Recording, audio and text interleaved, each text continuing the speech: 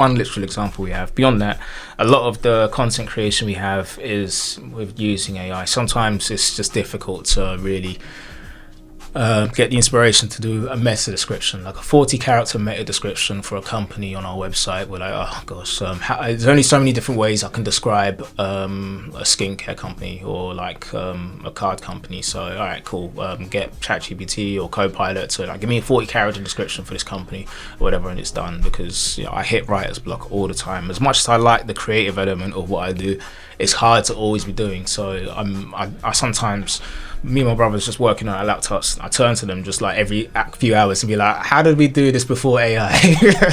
So when we started in 2020, we were doing everything ourselves. Do you know what I mean? Before ChatGPT was like really a thing, we were just typing out everything, and that was hard because there's only so many iterations of the same thing you can say, and that. So it's already been a game changer for us. And that's just on the basic level. That's not even in using it for the A.F.R.O.B.O.T or using it in coding. In fact, a lot of the HTML stuff we've done has been through ChatGPT as well. So yeah, it's been a super help, and it definitely will be for the future for us. Matt, it's a pleasure to have you on the platform. Thanks a lot for having me. You are the founder of Cashblack. Yeah, co-founder, CEO, Cashblack. And you also created the brand Afrofiliate. Yes, I did. So you've created 2 successful ventures. What I wanted to ask you is, what was the inspiration behind these ideas? Boy. Similar to so many companies which were founded during the summer of 2020, particularly black companies off the back of, remember Black Square Summer? That period where major organizations were shining a light onto the racial disparity between black-owned businesses, black community at large, and other demographics. And yeah, I'd already been doing a bit of research as to why things were how they were, because I was on a sabbatical from my most recent role where I was working for a hedge fund until the year before that. So I was already looking for something to do work-wise. And I'd already been doing research as to why things were with regards to racism and the impacts on black-owned businesses and us as a people. And I felt that, there's an obvious correlation between the lack of support for black-owned businesses and the issues that we as a people face. And I thought that the best way to try and fix these issues would be to try and find a way to incentivize patronage in black-owned businesses by having the black-owned businesses reinvest back into the patrons. So looking for something entrepreneurial to do during lockdown, like so many people were. My brothers and I, we thought to ourselves, how about a cashback website for black-owned businesses? Why don't we call it Cashblack? And what started off as a play on words is now our tech company. And that's interesting. So you were on a sabbatical from work. Yeah. Why did you decide to take this opportunity to become an entrepreneur? Boy, I don't know what inspired me. First and foremost, it would be my redundancy. That's what led me into thinking, I want to have agency over what I do with my own professional, personal life.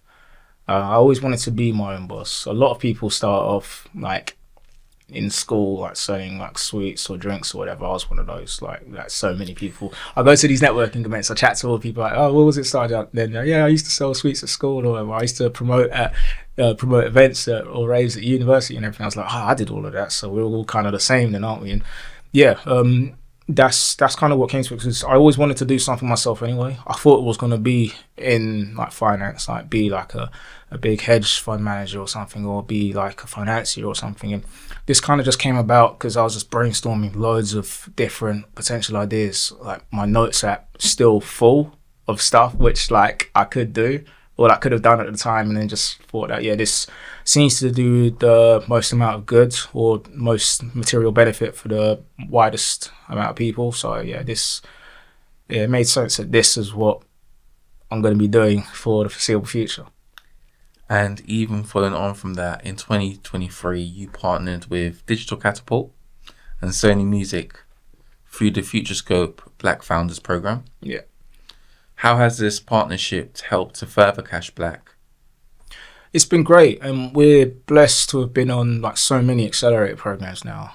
That I don't want to pick favourites between them, but we've been on more than a few. The Digital Catapult one, which was great, working with Sony, just their network of like the different mentors we've gained through there, just the exposure to different opportunities through them has been amazing. Just even being at Sony Music's head office in King's Cross, just like doing the whole presentation and that there, because obviously that was one of the many things I wanted to do when I was little. I wanted to be, not even little, when I was like a teenager and that. I also wanted to be like a label exec, like just like have my own record label, whatever, like just like music moguls, like how it was just like glamorized that rather than be a rapper, would you rather just like be a record producer or run your own label and that. So I was being in that element sort of brought me back there.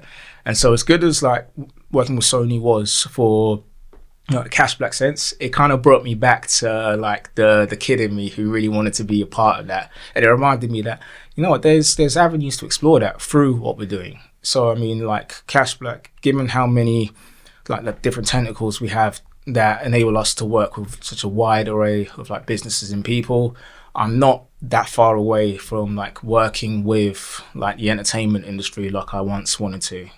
So yeah, that one of the best things about it was that it really spoke to like the kid in me who used to like live on like MTV Cribs and like watching MTV Base and that. So that's my favorite thing about it. As good as it was for all the like, literal material benefit it did for us, it was good for just like I said, just the kid in me who really wanted to be like that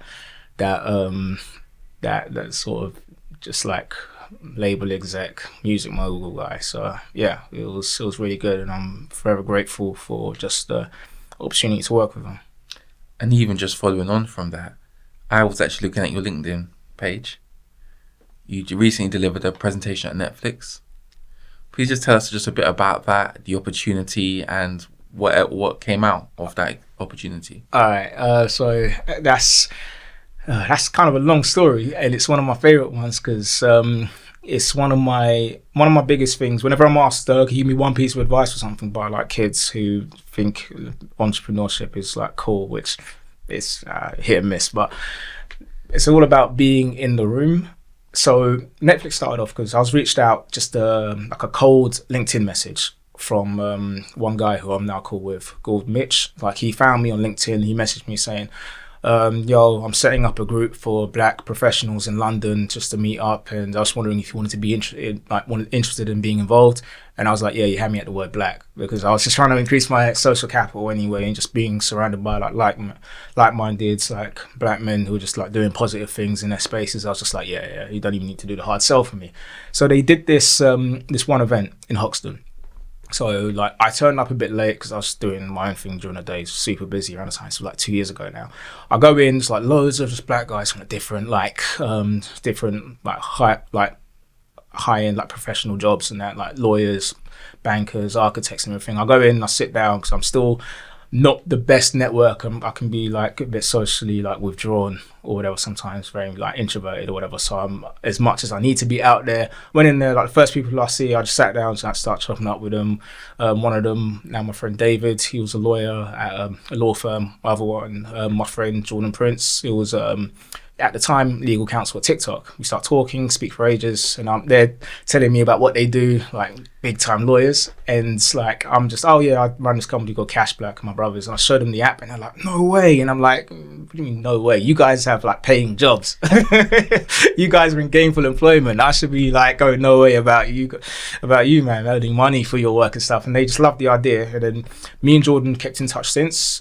He went from TikTok to Netflix, and we've been speaking over the past couple of years. And then he reached out just randomly for like they were doing a Black at Netflix event at Netflix, inviting loads of other black brands down, one or two other ERG groups, the employee resource groups from like Meta, TikTok, Google, Microsoft. So like big companies were bringing all of their like black employees down there, and he was like, yeah, we'd love for you to pass through and like do a talk for us. And I was like, yeah. Netflix want me to pass through. Like, cool, because like before then, all the communication I had from Netflix was like bill confirmation and that.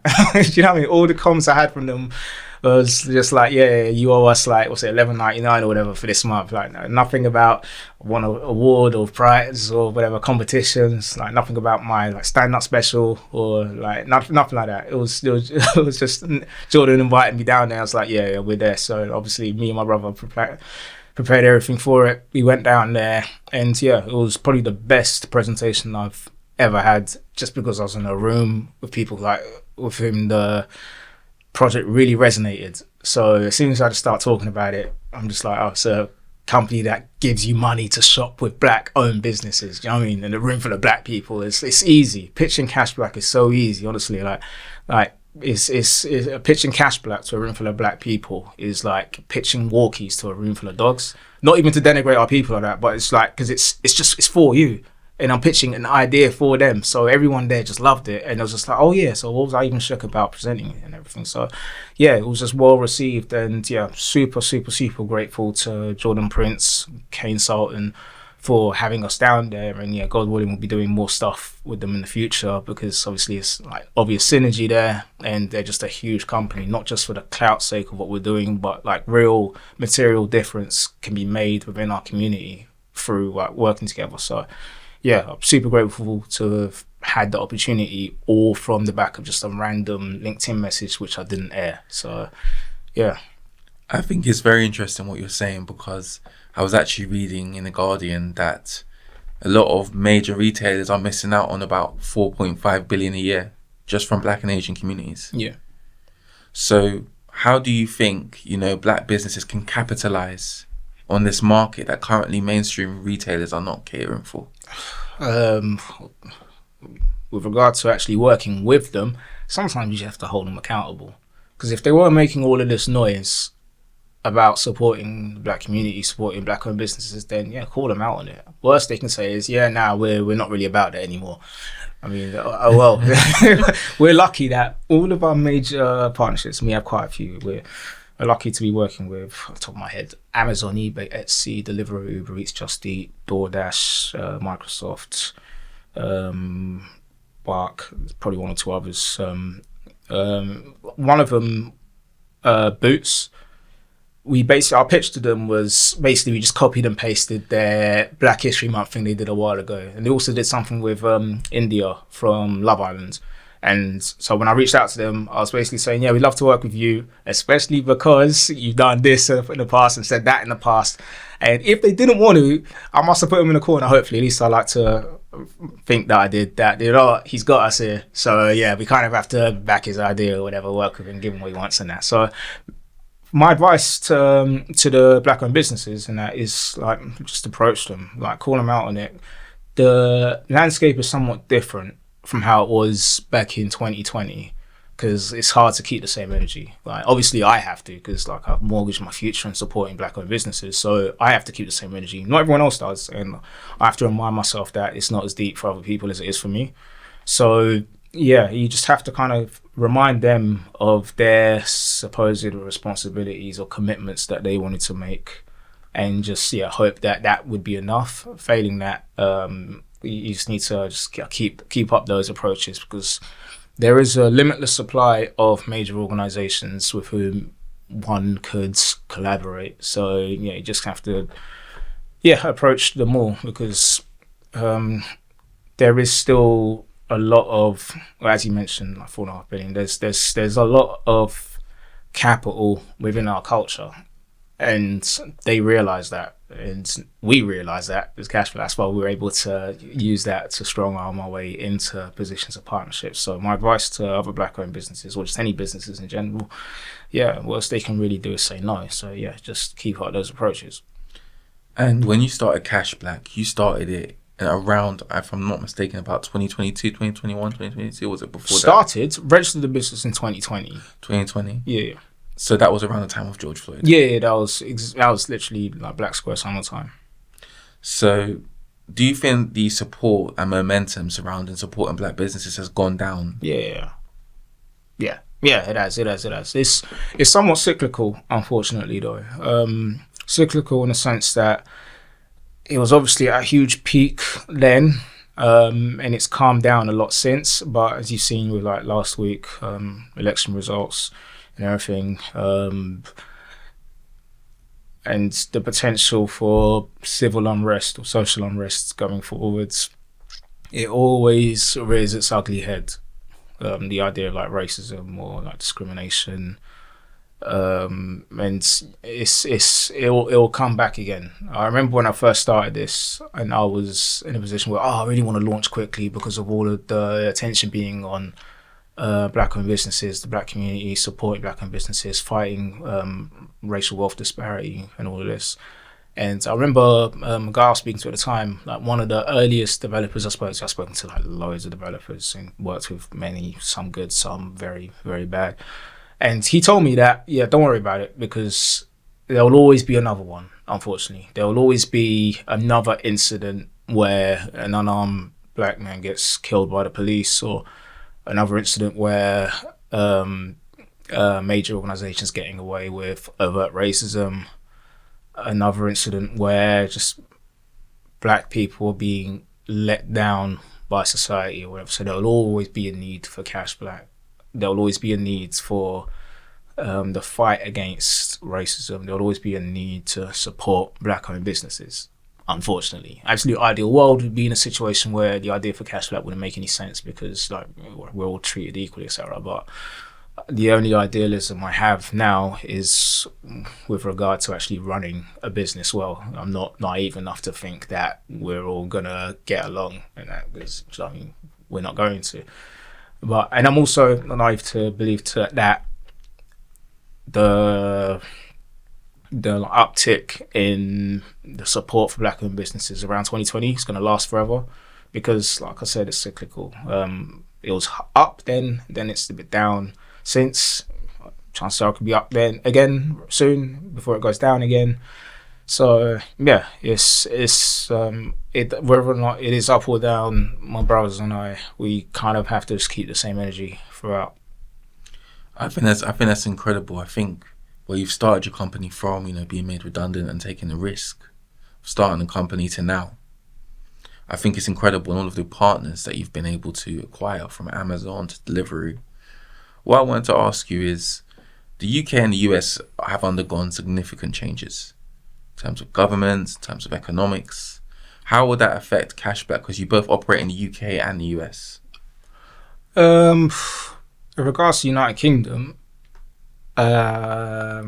governmentally, the only thing I've really noticed is that all of a sudden it's harder for us to claim on our research and development credits. I don't know if that's necessarily a Labour specific issue or something more macro than that, but we haven't noticed anything too serious. If anything, with the government being more left wing,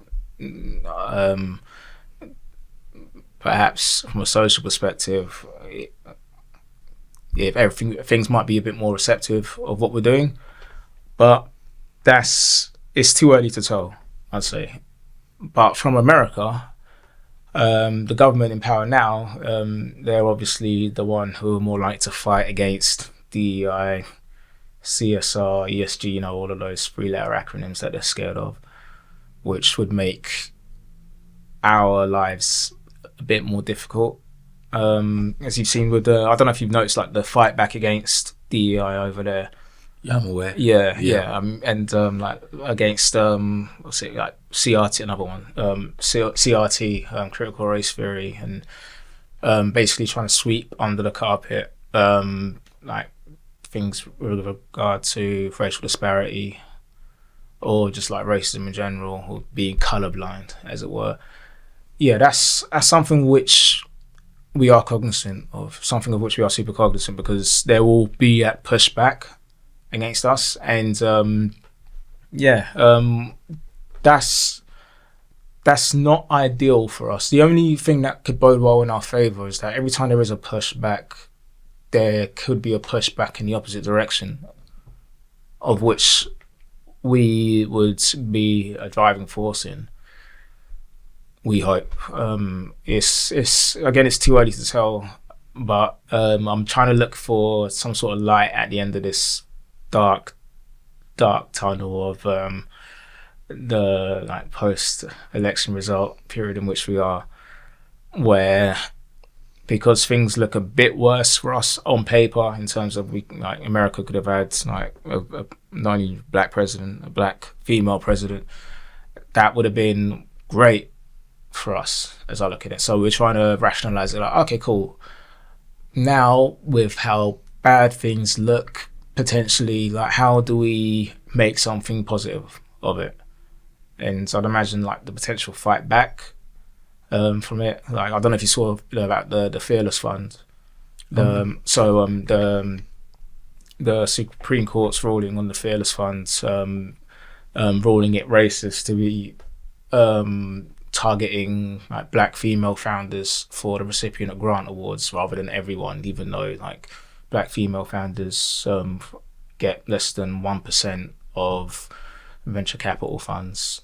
Venture capital fund paid out to founders as a whole, 0.85, something ridiculous like that. So there's obviously a need to support black founders, black female founders in particular. And the rationale was that, well, if you're supporting just the demographic of a demographic, then it's clearly discriminatory to like other demographics. Where you could obviously see the need for it, but yeah, whatever.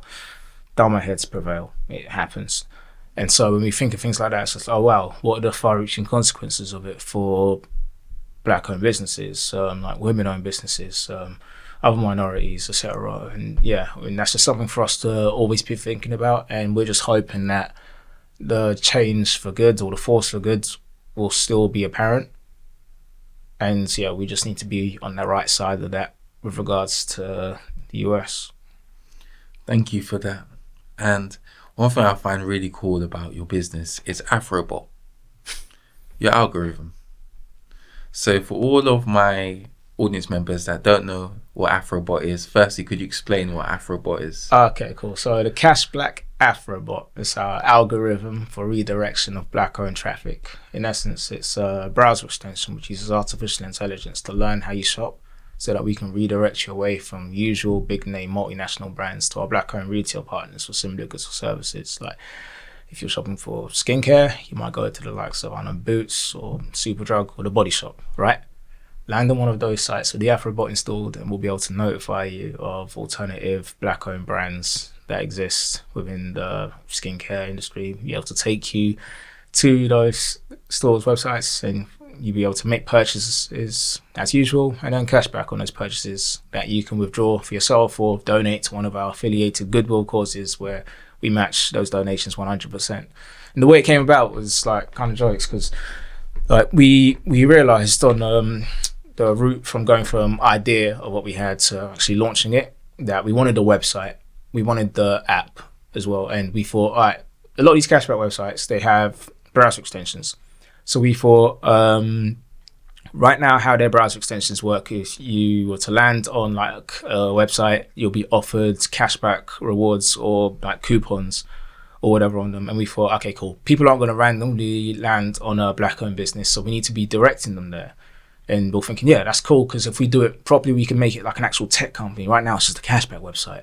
So we could actually make it a real like tech company. And we were like, okay, cool. Because I mean, I don't know if you know about Honey's browser extension. I've heard of that one. So Honey, you install it on your browser, like Google Chrome browser extension. You land on Nike, and then you'll be getting like notifications of coupons for money off of Nike, or like discounts or savings or whatever, just from landing on the website for like a load of big name websites. And Honey got sold to PayPal in 2020 for $4 billion. And so we're thinking, yeah, we'd take like even 1% of that, not being greedy. I mean, like $4 billion, that's, yeah, we could do that. And if we were able to add the word like algorithm or whatever to it, then yeah, that's, yeah, we're going to be rich by like Black History Month. So we thought, all right, let's get started on making a browser extension, and let's also make it, some sort of mascot to go with it. So we thought, all right, cool. First and foremost, name, the acronym, because people love an acronym, don't they? People love a logo. So how about the Cashblack B.A.T, the Black Alternative Tracker? I'm like, B.A.T, it's like 2020 time now, too close to COVID. So yeah, obviously people ain't gonna be too down with Cashblack B.A.T. So how about the Black-owned alternative tracker, the Cashblack B.O.T, B-O-A-T, B.O.T, black people. Boy, yeah, too close to slavery. So I mean, yeah, let's back to the drawing board. So BAT doesn't work, B.O.T doesn't work. How about this is my idea, my brother's voted me out of it, the Black alternative solution tracking and redirection device. But the Cashblack BASTARD wouldn't have been great for optics. So yeah, again, back to the drawing board, and we thought about just like black owned tracker. So it's a bot, because it literally is a bot. And we're like, all right, cool, but how can we make that, pardon the pejorative, blacker? And we thought about like Afro, but what letters could we have to make it like work so that it's like marketable? Afro. So like, how about algorithm for redirection of black owned traffic? And it was just like, oh yeah, that's a sick idea. And that, so we thought, yeah, all right, cool. Went to designing it, went to make sure how it works, and then like put it all together on that, and we're like, yeah, this is a game changer. Now every time I pitch, I do like, here's the website, yeah, here's the app, and then best of all is the A.F.R.O.B.O.T, and like people just love the idea because it's intuitive, it's sort of like almost fine. It takes the friction out of finding black owned businesses, because like one of the pain points for people for shopping with black owned businesses, well, two main ones: they're hard to find and they're expensive. So hard to find, well, the Cashblack Afrofiliate, like it throws them at you. If you land on skincare company, will give you a skincare black owned business. You land on like a greeting card company, will give you a greeting card company owned by a black owned business. So it's intuitive like that. And then secondly is that it's too expensive.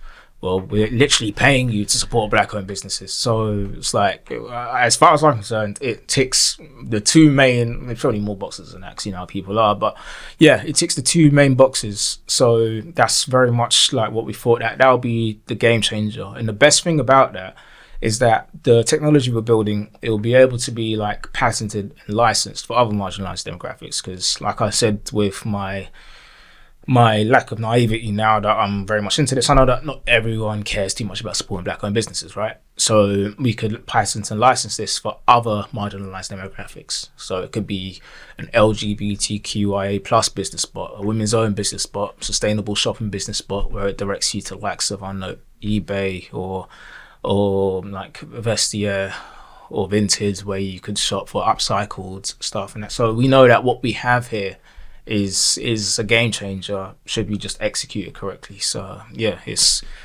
my favorite part of it, just because of how it came about and what it can become in the future.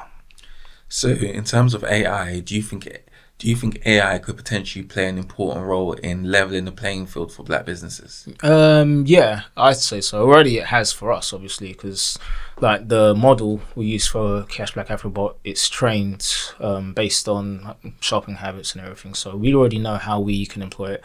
AI, it's a tool. It can be used for good or it can be used nefariously, just like with anything. if you know how to utilize it to the best of its abilities, then yeah, I don't see why not. I mean, that's the one literal example we have. Beyond that, a lot of the content creation we have is with using AI. Sometimes it's just difficult to really get the inspiration to do a meta description, like a 40-character meta description for a company on our website. We're like, oh gosh, there's only so many different ways I can describe a skincare company or like a card company. So all right, cool, get ChatGPT or Copilot to like give me a 40-character description for this company or whatever, and it's done. Because I hit writer's block all the time. As much as I like the creative element of what I do, it's hard to always be doing. So I sometimes, me and my brothers just working on our laptops, I turn to them just like every few hours and be like, how did we do this before AI? So when we started in 2020, we were doing everything ourselves. Do you know what I mean? Before ChatGPT was like really a thing, we were just typing out everything, and that was hard because there's only so many iterations of the same thing you can say and that. So it's already been a game changer for us. And that's just on the basic level. That's not even in using it for the A.F.R.O.B.O.T or using it in coding. In fact, a lot of the HTML stuff we've done has been through ChatGPT as well. So yeah, it's been a super help, and it definitely will be for the future for us. And another thing I'd like to ask probably is, I think that everything that you've done here is amazing. Thanks in terms of what you've achieved, how innovative it is. But one thing I really like about Cashblack, which is why I really wanted to interview you, is that it's a social enterprise. Social impact company technically, but yeah, social mission driven as well. So I just want to ask, just to paint a picture, is what are some of the success stories surrounding some of the black businesses you've helped? Okay, most recently, I suppose the door being open for other opportunities. We did an event at the FCA recently. It was our first in-person event actually, where we brought a handful of businesses down for their Black History Month celebrations, where we had our first pop-up marketplace. Success story of that, one of the brands, in fact all 6 of the brands that we had there, we only had 6 down. We put out the feeders for a lot, but a few dropouts, a bit short like notice for some people, for some of the businesses. Yeah, they've all had other opportunities off the back of it, which is great. They've been invited back for like another couple of events, one with the FCA, one with the Charity Commission, which is like huge, obviously, which is far greater than what we could have achieved from that. Because when we're at events, like if we're at a marketplace event, it isn't that much of use to us. We don't have a specific product or service or whatever. So if we're at an event with our stall, nothing's really on our stall as such except for flyers. We got our banner and that. But these businesses, not only were they able to sell, they've also been given the opportunity to have further opportunities off the back of it. And that's just the power of just like being like in the room, like I mentioned. So as far as like other stuff from that, we're very much opening the doors for other organizations, it was always going to be a huge part of what we did, because we're a partnership business. Cashblack, Afrofiliate, partnership businesses, in a sense where we're only as strong as the partnerships we're able to form and maintain. So yeah, the success stories just come from how we're able to just open the doors for other organizations, other creators with whom we work, like different content creators, influencers, media houses, and just being able to connect them with not only the Black community or Black-owned businesses, but with major organizations as well.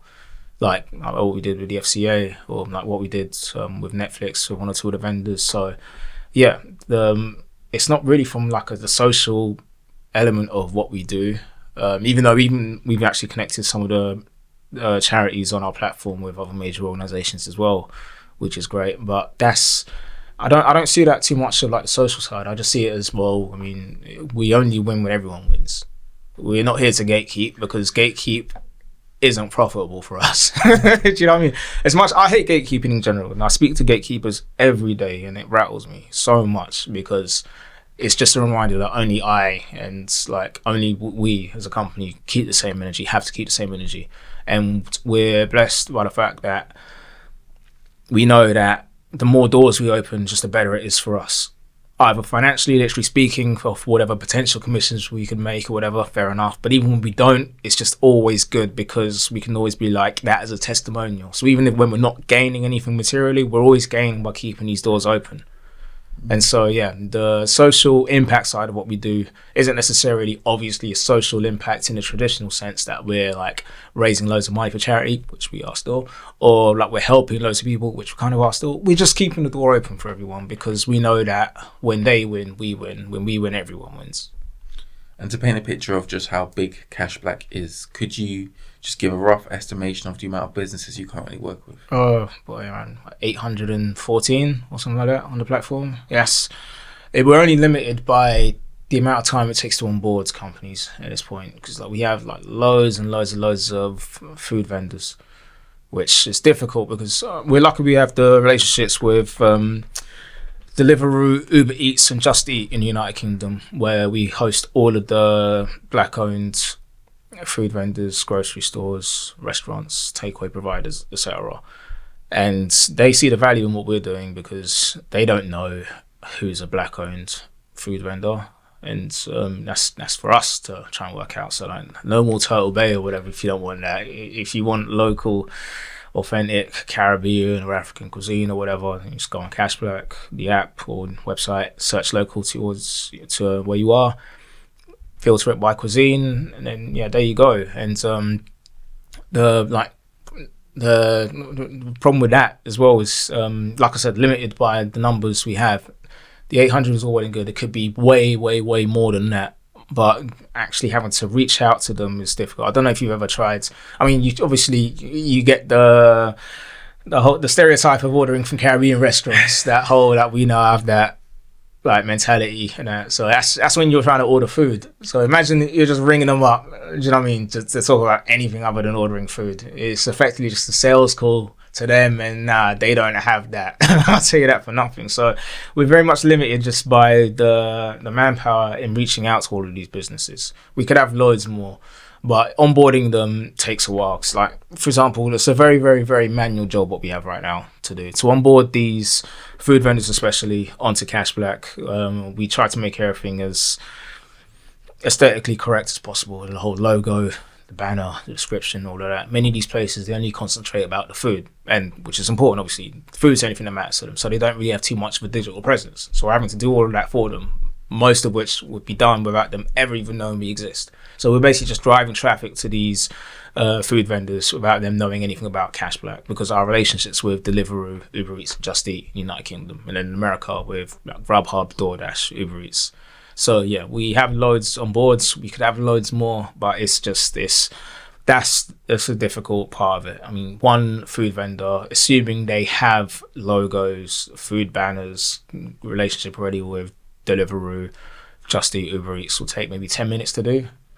And yeah, I mean, and we have hundreds left, so that's loads and loads and loads of hours. That's like weeks worth of work to just onboard one by one and that. So yeah, we could have hundreds and hundreds and hundreds, but it's almost a vanity metric, to be honest, because it's all well and good having like hundreds of brands, but they kind of just like run together almost. They're almost a little bit like synonymous with each other, to the point where they're all like, how many different like shea butter retailers do you need on a platform, and then having to differentiate between one or the other, where it's like you're not entirely sure what you're shopping for, because these businesses aren't big name brands yet. Hopefully, obviously, we're here to change that, but it's just so many, and it's just about making sure that we're not giving options paralysis to our members in trying to get them to shop with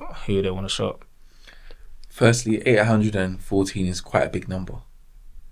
I mean, I don't know many people that could cope with 814 clients. That's quite a number. Yeah, we can't. We're barely doing it now, to be honest. It's a lot. It's a lot to work with. But I mean, yeah, there's loads more to it. And even like kind of following on from what you've just said. So you mentioned influencers.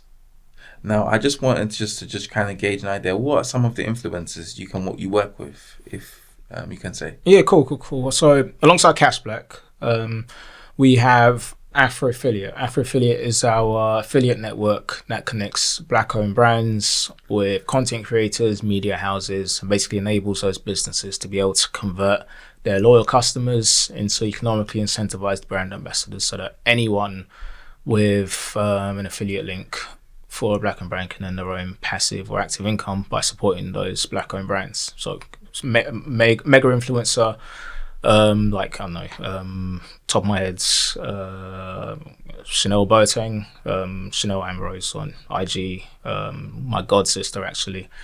In fact, we haven't even finalized that yet, so I don't know if she'll be cool with me saying this, but she's all good. I'll apologize when this goes out to her if she changes her mind. Actually, she's got a brand on Cashblack anyway, the Home Lounge. So yeah, we're cool.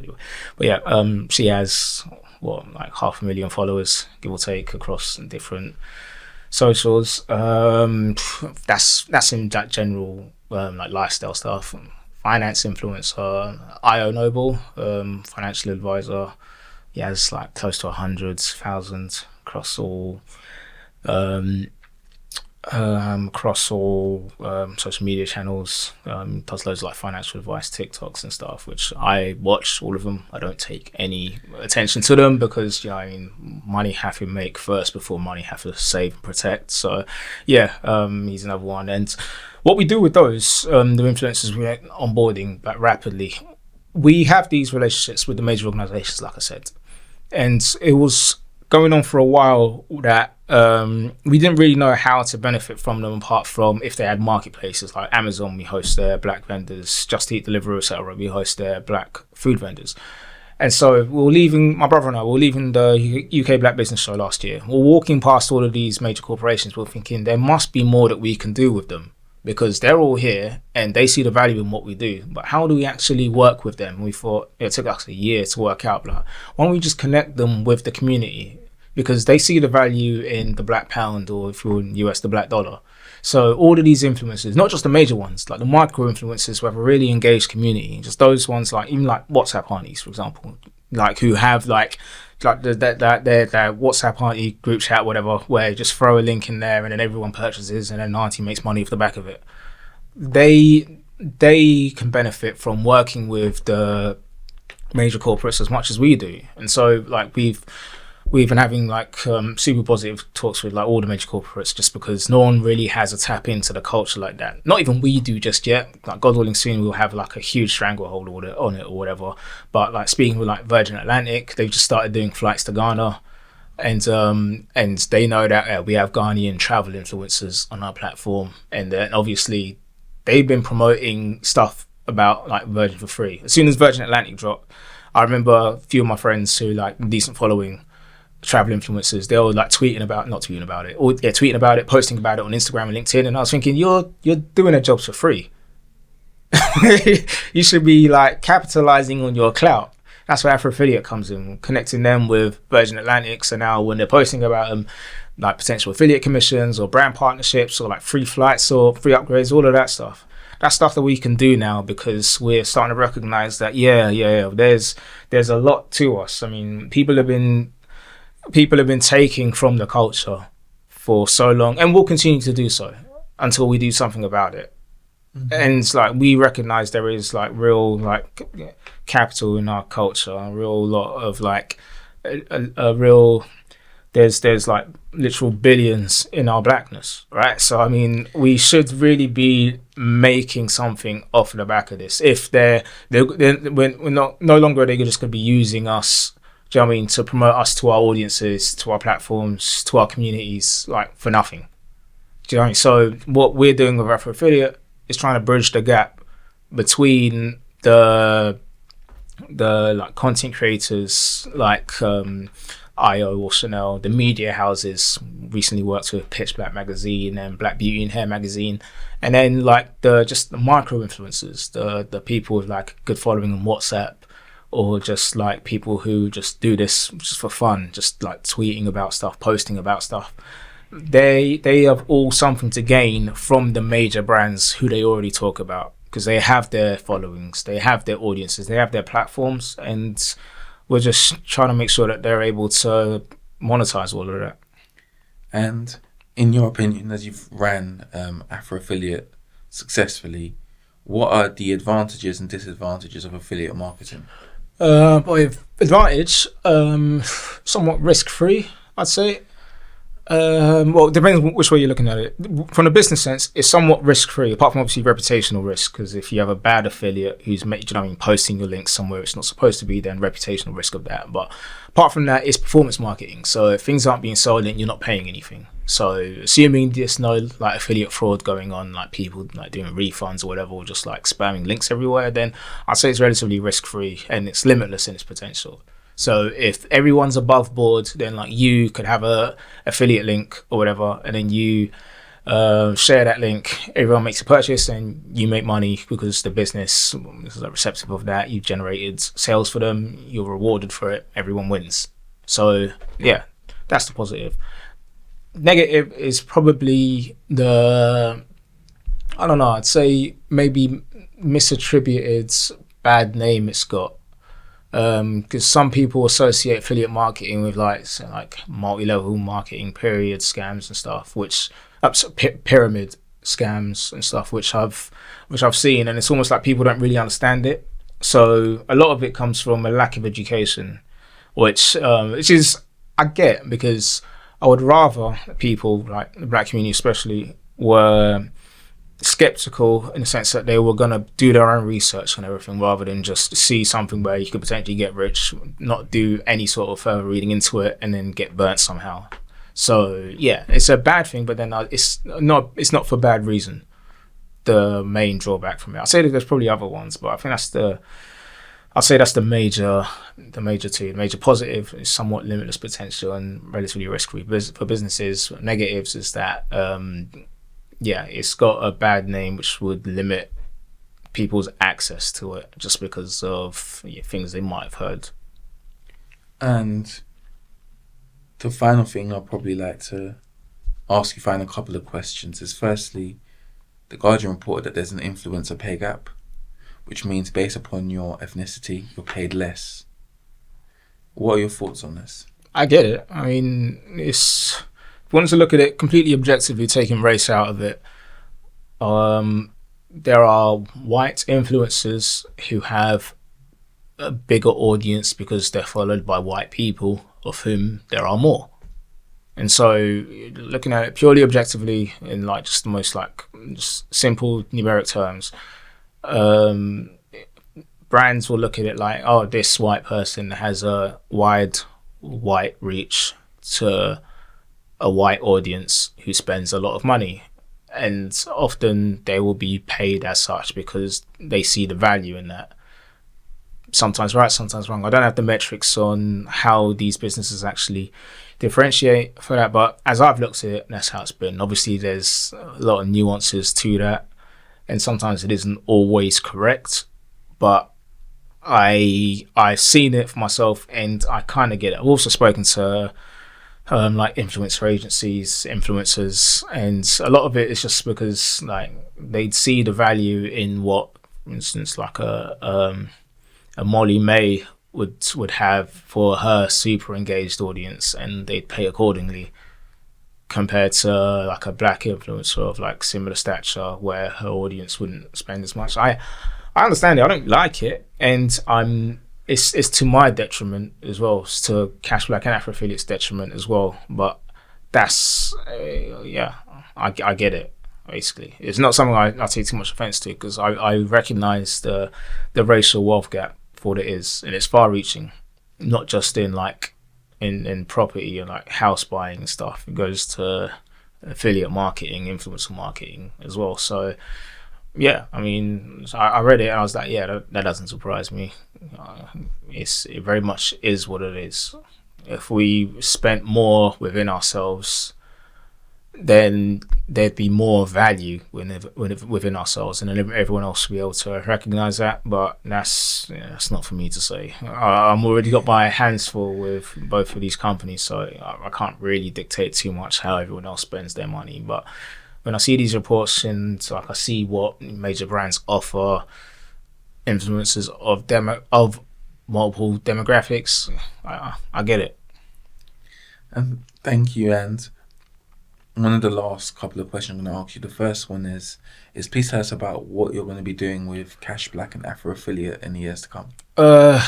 Going forward, what we're hoping to be able to do, obviously international expansion, doing a lot more in America just because it makes more social and economic sense. Social, they have a much more mature outlook on blackness or African Americanism relative to black Britishness, where they're like 400 years of like shared history within themselves compared to us, which is like, I don't know, it's like current how I like to understand it, less than a century old.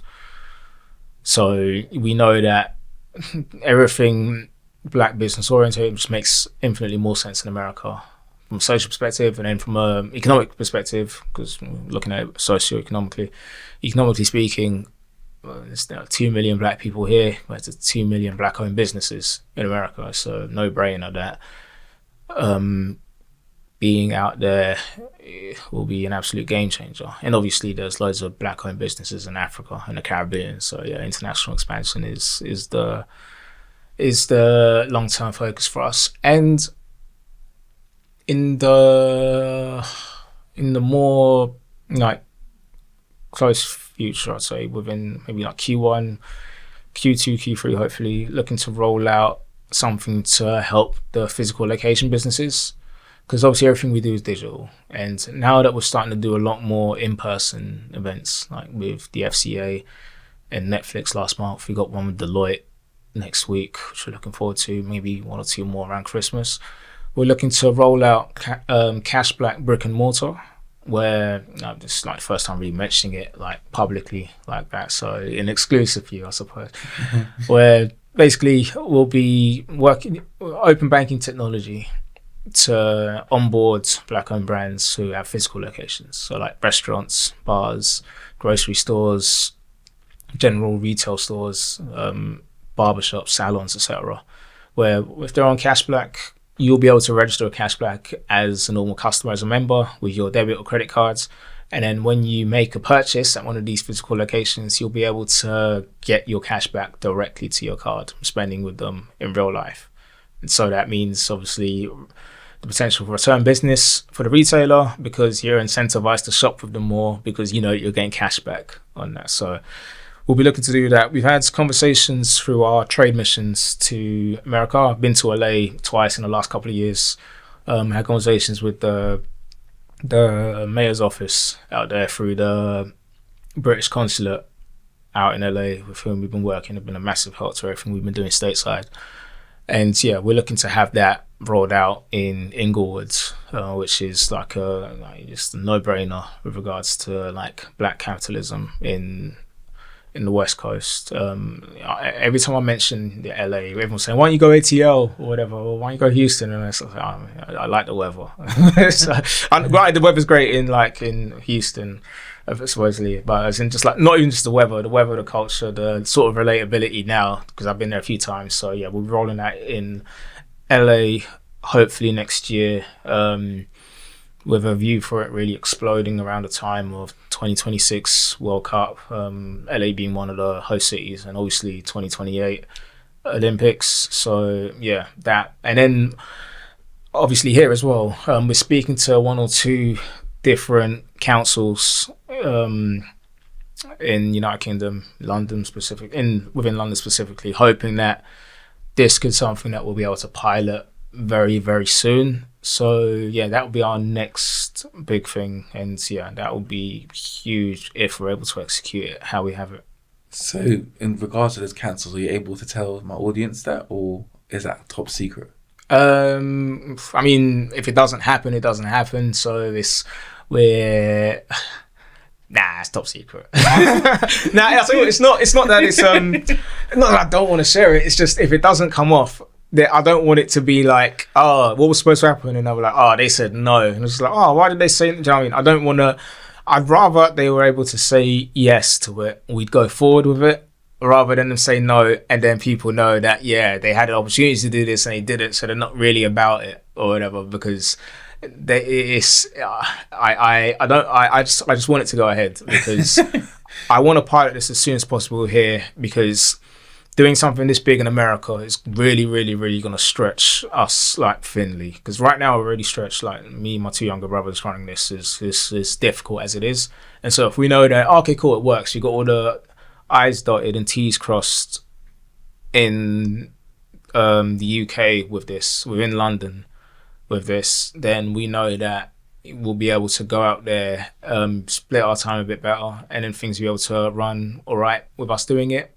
But yeah, I don't want a situation where we get a no from them and then people know that, oh, they said no to them, so they're clearly not about supporting black-owned businesses, the black community and all of that, because that wouldn't necessarily be the case. It might be something to do with us not having a good enough pitch, God forbid, or whatever. But we're hoping that we're going to get a positive response before the end of this year, and then Cashblack Brick and Mortar, or whatever I choose to name it, whatever we choose to name it, will be good to go. Thank you for being such a great guest on the platform. It's been a real privilege to have you on the platform. Thank you for coming on. Thanks a lot for having me.